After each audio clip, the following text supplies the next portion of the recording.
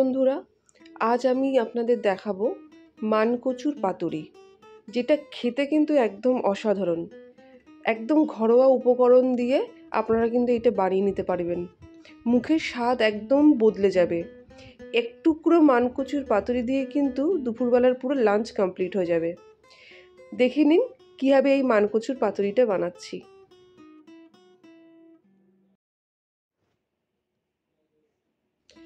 আমি 1 কাপ মতন মুসুরির ডাল ভালো করে ধুয়ে নিয়েছি। ধুয়ে ওইটাকে আমি কিন্তু ভেজানোর জন্য রেখে দিলাম। মুসুরির ডাল ভিজতে কিন্তু বেশিক্ষণ সময় লাগে না, মোটামুটি আমি 1 ঘন্টা ভিজিয়ে রেখেছিলাম। দেখুন মুসুরির ডালটা কিন্তু ভিজে গেছে, ভিজে ফুলে উঠেছে। এবার এটা আমি একটা মিক্সার গ্রাইন্ডারে দিয়ে এটা একদম ফাইন পেস্ট করে নেব।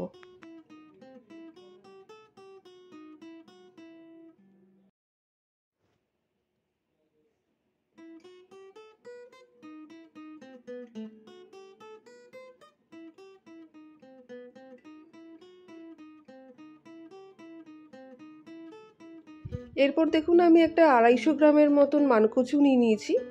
এই মানকচুটা আমার বাড়ির বাগানেই হয়েছিল, তাই আমার কিনতে হয়নি। আপনারা বাজারে কিন্তু খুব অনায়াসেই পেয়ে যাবেন। মানকচুটাকে এরকম ছোট ছোট করে কেটে নেবেন। এবার আপনাদের সুবিধা অনুযায়ী আপনারা কিন্তু এটা প্রস্তুত করবেন। মানকচুটা আমি যে গ্রাইন্ডারে আমি ডাল বেটেছিলাম সেই গ্রাইন্ডারের মধ্যে আমি নিয়ে নিচ্ছি। মানকচুটা নিয়ে নিলাম। এরপর এই মানকচুর সঙ্গে সাথে সাথে আমি বাকি উপকরণগুলো নিয়ে নিলাম। 4-5টা কাঁচা লঙ্কা দিয়ে নিয়েছি এর মধ্যে। কাঁচা লঙ্কা আর মানকচুটা আমি একইভাবে ফাইন পেস্ট করে নেব। দেখুন আমার কাঁচা লঙ্কা সমেত মানকচুটা পেস্ট হয়ে গেছে। যেহেতু লাল লঙ্কা দিয়েছি সেই জন্য রঙটা কিন্তু লালচে হয়েছে। এরপর আমি আগে থেকে যে মুসুরির ডালটা বেটে রেখেছিলাম ওর মধ্যে মানকচুর পেস্টটাও দিয়ে দিলাম।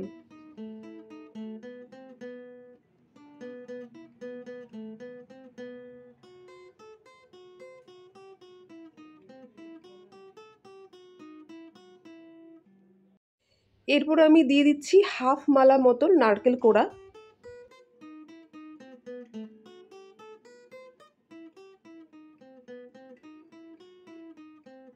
আর আপনারা কিন্তু ঝালটা নিজেদের স্বাদ অনুযায়ী দেবেন। আগে কিন্তু আমি কয়েকটা কাঁচা লঙ্কা বেটে নিয়েছিলাম, তারপরেও আমি কয়েকটা কাঁচা লঙ্কা কুচি দিলাম। আর 2টো পেঁয়াজ আমি আগে থেকেই মিহি করে কেটে রেখেছিলাম, সেই 2টো পেঁয়াজ কুচনোও আমি এর মধ্যে দিয়ে দিলাম।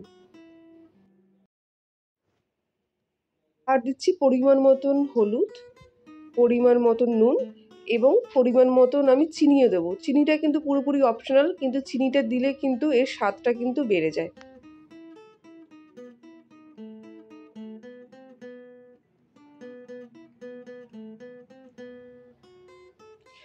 প্রত্যেকটা আমি একসাথে খুব ভালো করে মিশিয়ে নেব। ভালো করে মেশানোর পর এটার মধ্যে আমি খানিকটা সর্ষের তেল দিয়ে দেবো। সর্ষের তেলের পরিমাণটা কিন্তু বেশি লাগবে।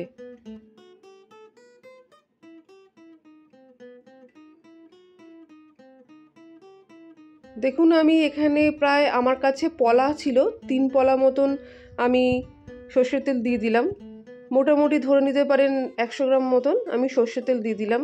সর্ষের তেল যতটা বেশি দেবেন এর টেস্ট কিন্তু ততটা ভালো হবে, কারণ এই সর্ষের তেলের মধ্যেই কিন্তু পাতুরিটা কুক হবে।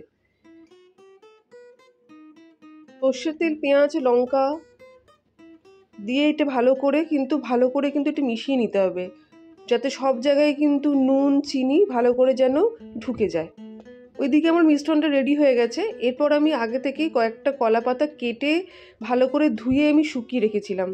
এরপর আমি কলা পাতার ওপরে সর্ষের তেল ভালো করে মাখিয়ে নিচ্ছি। মোটামুটি আমি 7-8 পিস মতন কলা পাতা নিয়ে নিয়েছি। প্রত্যেকটার ওপর ভালো করে অল্প অল্প সর্ষের তেল আমি মাখিয়ে নিচ্ছি।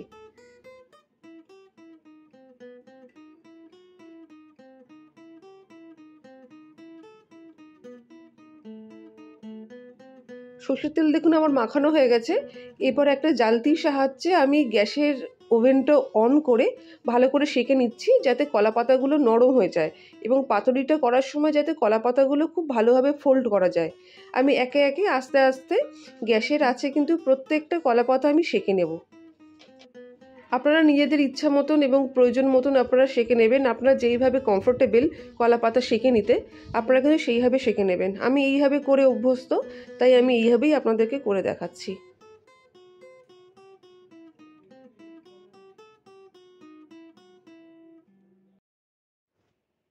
এরপর আমি নিয়ে নিয়েছি একটা লোহার তাওয়া, একটু মোটা তাওয়া দরকার। এর ওপর আমি তাওয়াটার ওপর আমি কলা পাতা, সেঁকা যে কলা পাতাগুলো রেখেছিলাম সেটা আমি কয়েকটা পাতা ভালো করে বিছিয়ে দিলাম।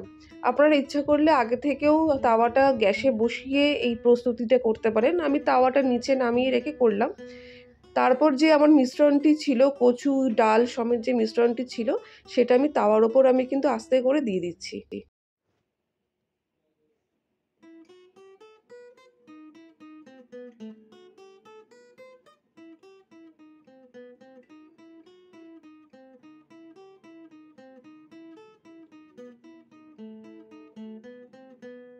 মিশ্রণটি দিয়ে তাওয়ার উপর খুব ভালো করে কিন্তু মেলে দিতে হবে, যাতে পুরো তাওয়াটা জুড়ে হয়, তাহলে কিন্তু সব জায়গায় সমান কুক হবে।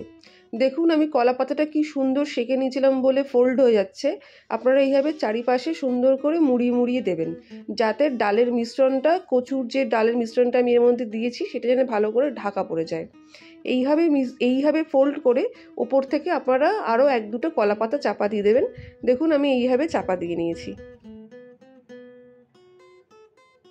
এটা একটি বাংলাদেশি খাবার, বাংলাদেশের লোকেরা এটা খুব ভালো বানাতে পারে। আমিও ট্রাই করেছি, আমার বাড়িতে প্রায় দিনই হয়। আপনারা এইভাবে করে দেখতে পারেন, এটা কিন্তু খুবই টেস্টি হয়। দেখুন আমার খানিকক্ষণ চাপা দিয়ে আমি রেখেছিলাম। এটাকে মোটামুটি আধ ঘন্টা মতন গ্যাস সিম করে রাখতে হবে। আধ ঘন্টা মতন গ্যাস সিম করে দেখার পর আপনারা কিন্তু এটাকে একটু উঠিয়ে দেখে নেবেন নিচের দিকটা কতটা হলো। একটা চিরচিরে আওয়াজ হবে, আপনারা বুঝতে পারবেন। আর মোটামুটি আধ ঘন্টার পর এটাকে কিন্তু উল্টাতে হবে, খুব সাবধানে কিন্তু এটাকে উল্টাতে হবে। আমি আমার সুবিধা মতন প্রথমে এটা আমি একটা থালার মধ্যে নামিয়ে নিলাম। প্রচণ্ড গরম আছে, আপনারা কিন্তু এই প্রসেসটা খুব সাবধানে করবেন, কিংবা আপনারা যেভাবে করে অভ্যস্ত আপনারা সেইভাবে করবেন। আমি এটাকে একটা থালার মধ্যে নামিয়ে নিয়েছি, নিয়ে তাওয়ার মধ্যে আরও দুটো কলা পাতা দিয়ে দিলাম। এরপর এটাকে উল্টে তাওয়ার মধ্যে দিয়ে দেওয়ার পালা। কিন্তু এতটাই গরম, একটু অসুবিধা হয় প্রথমে, তাই খুন্তির সাহায্যে এইটা আমি উল্টে তাওয়ার মধ্যে দিয়ে দিলাম। কেননা পাতুরিটা যে করছি তার উল্টো দিকের পিঠটাও তো সমানভাবে কুক হতে হবে, তো সুতরাং আমি সেই জন্যে এটা উল্টে দিলাম। দিয়ে আমি আবার একটা থালা চাপা দেবো। পাতুরিটাকে থালা চাপা দিয়ে আমি আবারও আধ ঘন্টা মতন একদম স্লো আছে আমি এটাকে কুক করে নেব। দেখুন আমার কিন্তু পাতুরিটা প্রায় করতে আমার 1 ঘন্টা সময় লেগেছে। এটা কিন্তু আমার প্রায় শেষ বললে ভুল হবে, এটা কিন্তু আমার শেষ হয়ে গেছে। দেখুন আমি কলা পাতাটা উঠিয়ে দেখাচ্ছি কীরকম দেখতে হয়েছে।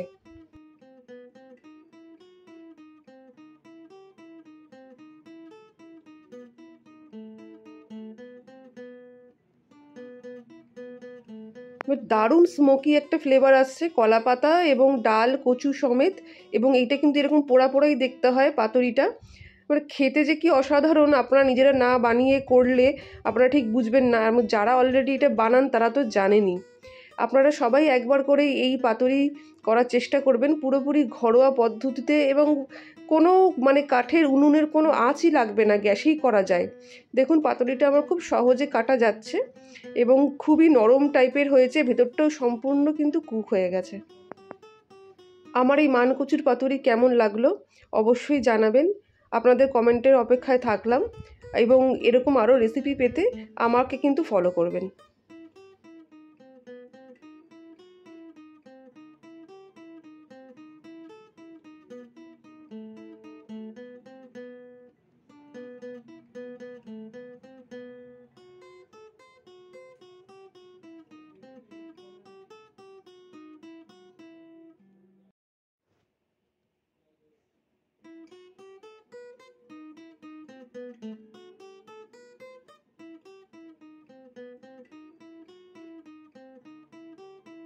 দুপুরবেলা গরম ভাতের সাথে এই মানকচুর পাতুরি থাকলে আর কিছুই প্রয়োজন হয় না।